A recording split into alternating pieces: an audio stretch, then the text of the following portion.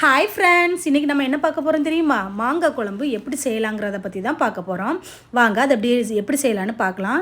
அதுக்கு நான் ஒரு 2 மாங்காய் கட் பண்ணி எடுத்திருக்கேன், ஒரு 1.5 தக்காளி எடுத்திருக்கேன், கொஞ்சம் சின்ன உள்ளி எடுத்திருக்கேன், அதுக்கப்புறம் கொஞ்சம் தேங்காய், சீரகம் எடுத்து வச்சுருக்கிறேன், கொஞ்சம் கருவேப்பிலை இவ்வளோ எடுத்து வச்சுருக்கிறேன் ஃப்ரெண்ட்ஸ். இது கூட ஒரு சட்டியில் நல்லெண்ணெய் ஊற்றிட்டு கொஞ்சம் கடுகு, கொஞ்சம் வெந்தயம் போட்டுக்கோங்க, அப்போ தான் நல்லா மணமாக இருக்கும்.